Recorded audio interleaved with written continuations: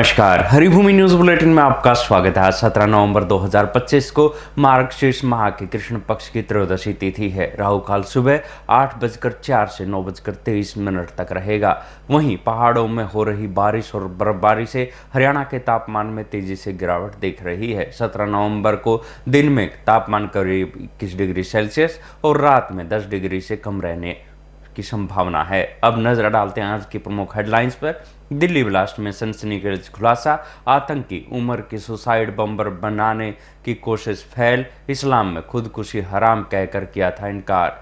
बिहार में आरजेडी की करारी हार से लालू यादव के परिवार में टकराव, रोहिणी के बाद 3 और बेटियों ने छोड़ा पटना, राबड़ी आवास खाली। उत्तर भारत में शीतलहर का प्रकोप, राजस्थान के फतेहपुर में पारा 5 डिग्री तक पहुंचा। हिमाचल प्रदेश के तांबू का तापमान -6.6 डिग्री सेल्सियस।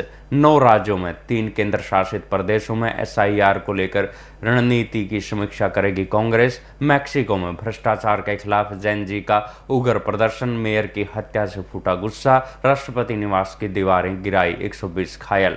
किंग जोम की उड़ेगी नींद, अमेरिका की मदद से परमाणु पनडुब्बी बनाएगा साउथ कोरिया, हुआ बड़ा समझौता।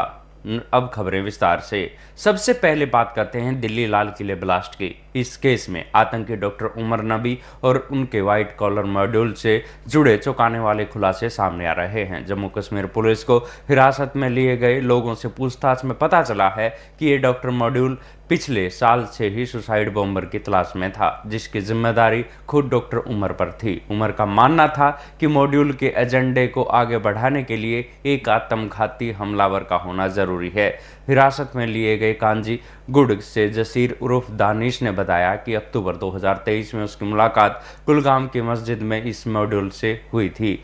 उसे फरीदाबाद की अल्फा यूनिवर्सिटी में ले जाया गया, जहां उसे ओवरग्राउंड वर्कर बनने के लिए कहा गया। लेकिन डॉक्टर उमर ने कई महीनों तक उसका ब्रेन वॉश करके उसे सुसाइड बॉम्बर बनाने के लिए प्रेरित किया। मॉड्यूल की ये प्लानिंग तब फेल हो गई जब जसीर ने अपनी आर्थिक स्थिति खराब होने और इस्लाम में आत्महत्या को हराम बताकर आत्मघाती हमला करने से साफ इनकार कर दिया।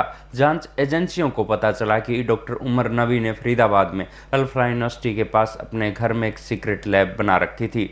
वो वहां विस्फोटों को टेस्टिंग करता था और टेलीग्राम पर पाकिस्तानी हैंडलर द्वारा भेजे गए बम बनाने के वीडियो और कट्टरपंथ फैलाने वाले निर्देशों का पालन करता था। खुफिया एजेंसियों ने यह भी खुलासा किया कि तीनों डॉक्टरों उमर, मुजमिल और शाहीन को हवाला नेटवर्क के जरिए जैसे मोहम्मद के एक हैंडलर से 20 लाख रुपए का फंड मिला था। इसी पैसे के इस्तेमाल को लेकर उमर और डॉक्टर शाहीन के बीच तकरार भी हुई थी।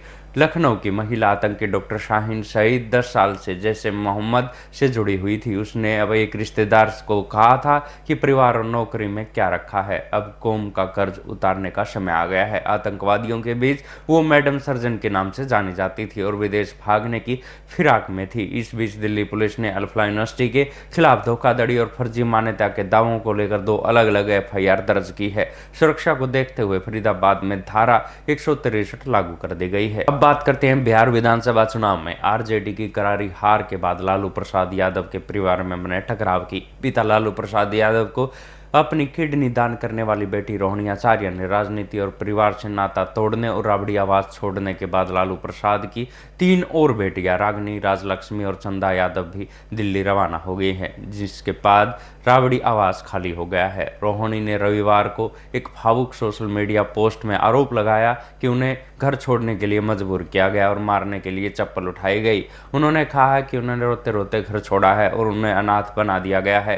रोहिणी ने अपने और तेज प्रताप के खिलाफ साजिश रचने का आरोप तेजस्वी यादव के रणनीतिक सलाहकार संजय यादव और रमेश पर लगाया है। तेज प्रताप यादव ने भी संजय यादव पर निशाना साधते हुए उन्हें जयचंद कहा था। यह टकराव 18 सितंबर को तब शुरू हुआ था जब रोहिणी ने संजय यादव के तेजस्वी की कार की फ्रंट सीट पर बैठने पर आपत्ति जताई थी। अब लालू परिवार में फूट की खबरें पूरी तरह से सार्वजनिक हो चुकी है। अब बात करते हैं शीतलहर की। उत्तर भारत में शीतलहर का प्रकोप तेजी से बढ़ रहा है, जिसने मैदानी इलाकों में ठिठुरन पैदा कर दी है। बीते 24 घंटे में मध्य प्रदेश, राजस्थान, दिल्ली, पंजाब, हरियाणा और बिहार, झारखंड में पारा 2 डिग्री से 3 डिग्री सेल्सियस तक नीचे लुढ़क गया है। ठंड का असर इतना ज़्यादा है कि राजस्थान के सीकर जिले में फतेहपुर में सबसे कम 5 डिग्री सेल्सियस और सीकर में 5.4 डिग्री सेल्सियस तापमान दर्ज किया गया। कोल्ड वेव के कारण जयपुर और अजमेर संभागों में येलो अलर्ट जारी किया गया है। दूसरी ओर पहाड़ी राज्य हिमाचल प्रदेश के तांबो में सबसे कम तापमान -6.6 डिग्री सेल्सियस दर्ज किया गया है।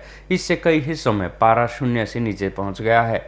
मध्य प्रदेश में भी ठंड रिकॉर्ड तोड़ रही है, जहां 4 जिलों में तापमान 10 डिग्री सेल्सियस से नीचे चल रहा है। भोपाल और इंदौर में सीजन की सबसे सर्द रात पारा 6.4 डिग्री दर्ज किया गया है, जबकि रीवा और नौगांव में तापमान 7 डिग्री के आसपास रहा। ठंड बढ़ने के साथ ही राष्ट्रीय राजधानी दिल्ली में प्रदूषण का स्तर भी खतरनाक हो गया है। रविवार सुबह 8:30 बजे तक दिल्ली में AQI का स्तर 450 से अधिक रिकॉर्ड किया गया था, जो गंभीर श्रेणी में आता है। इस बीच कश्मीर के शालीमार गार्डन में पतझड़ शुरू हो गया है, जबकि असम और बंगाल के कई हिस्सों में घना कोहरा छाया रहा है। अगली खबर कांग्रेस और SIR प्रक्रिया की। बिहार विधानसभा चुनाव में करारी हार के बाद तर्क हुई कांग्रेस अब मतदाता सूची में स्पेशल इंस्टीट्यूटिव रिवीजन यानी SIR की प्रक्रिया को लेकर गंभीर है। सूत्रों के अनुसार कांग्रेस 18 नवंबर को 9 राज्यों और 3 केंद्र शासित प्रदेशों में SIR की तैयारियों की समीक्षा करेगी। पार्टी का आरोप है कि बिहार में SIR के कारण 47 लाख वोट काटे गए, जिसमें विपक्षी इंडिया ब्लॉक को बड़ा नुकसान हुआ। इस प्रक्रिया पर नजर रखने के लिए कांग्रेस ने संबंधित राज्यों में अपने बूथ स्तरीय एजेंटों की प्रशिक्षण करने की योजना बनाई है। बैठक में AICC प्रभारी राज्य इकाई प्रमुख और विधायक दल के प्रमुख शामिल होंगे, जो निगरानी के लिए रणनीति तैयार करेंगे। SIR का दूसरा चरण छत्तीसगढ़, गुजरात, केरल, मध्य प्रदेश, राजस्थान, उत्तर प्रदेश और पश्चिम बंगाल सहित 9 राज्यों और 3 केंद्र शासित प्रदेशों में लगभग 51 करोड़ मतदाताओं को प्रभावित करेगा। कांग्रेस SIR का आक्रामक तरीके से विरोध करने की तैयारी में है।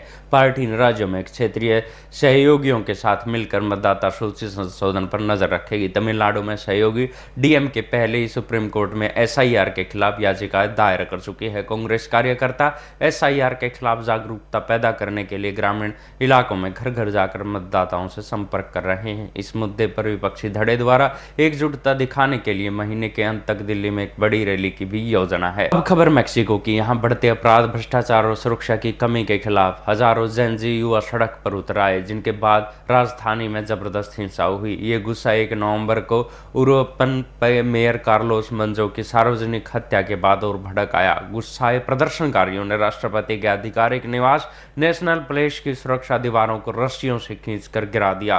विरोध प्रदर्शन जल्द ही हिंसक झड़पों में बदल गया। प्रदर्शनकारियों ने पुलिस पर पत्थर, हथौड़े और पटाखों और लाठियों से हमला किया। पुलिस को प्रदर्शनकारियों की तितर-बितर करने के लिए आंसू गैस छोड़नी पड़ी। राजधानी के सुरक्षा सचिव पाब्लो वाजवेज ने अनुसार प्रदर्शन में 120 लोग घायल हुए हैं, जिनमें 100 से अधिक पुलिसकर्मी हैं। इस संबंध में 20 लोगों को गिरफ्तार किया गया है। मेक्सिको में युवा भ्रष्टाचार और हिंसक अपराधों में मिल रही छूट से परेशान हैं। प्रदर्शनकारी अपनी आवाज उठाने के लिए जापानी कॉमिक वन पीस के मशहूर कैरेक्टर लूफी को अपना प्रतीक बता रहे हैं। छात्र नेता लियोनार्डो मिनुसो ने कहा कि लूफी भ्रष्ट शासकों से जनता को आज़ाद कराता है और अब वो खामोश नहीं रहेंगे। प्रदर्शनकारियों की मुख्य मांग बेहतर सुरक्षा, सार्वजनिक स्वास्थ्य व्यवस्था में फंडिंग बढ़ाना। 43 वर्षीय चिकित्सक एलिजाबेथ गार्सिया ने कहा कि यहाँ कोई मारा जाता है तो कुछ नहीं होता, डॉक्टर भी असुरक्षित हैं।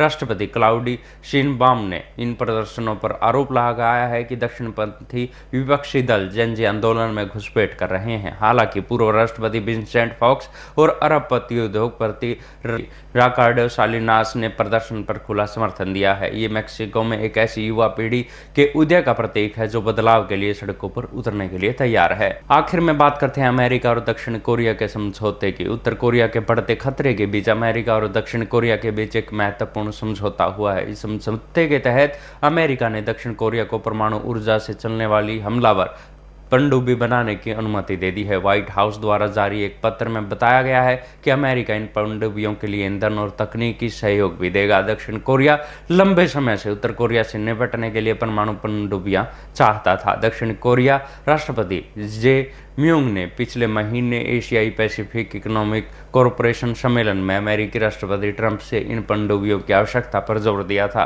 दक्षिण कोरिया रक्षा मंत्री अहन ग्यू बैक ने विश्वास जताया कि इन पनडुब्बियों का निर्माण उत्तर कोरिया नेता किम जोंग उन की नींद उड़ा देगा। अमेरिकी राष्ट्रपति ट्रंप ने social media platform truth social पर लिखा कि ये पनडुब्बियां अमेरिकी राज्य पेंसिल्वेनिया के फिलाडेल्फिया में शिपयार्ड में बनेगी, जिसे दक्षिण कोरियाई कंपनी हनवा की अमेरिकी यूनिट संचालित करती है। ये समझौता एक बड़े व्यापार समझौते के तहत हुआ है, जिसमें दक्षिण कोरिया अमेरिका में 29.58 लाख करोड़ का भारी निवेश करेगा। इस समझौते के बाद अमेरिका ने टैरिफ को 25% से घटाकर 15% कर दिया है। वर्तमान दुनिया में केवल 6 देशों के पास परमाणु पनडुब्बियां हैं, जिसमें अमेरिका, चीन, रूस, ब्रिटेन, फ्रांस और भारत शामिल है। परमाणु पनडुब्बियां डीजल पनडुब्बियों की तुलना में लंबे समय तक पानी के अंदर रह सकती हैं, जो दक्षिण कोरिया की रक्षा क्षमता में उछाल लाएंगी। ऐसी ही खबरों से जुड़े रहने के लिए देखते रहिए हरिभूमि टीवी। और अधिक खबरों को विस्तार से जानना है तो हरिभूमि अखबार पढ़ें या हरिभूमि की वेबसाइट पर जाएं।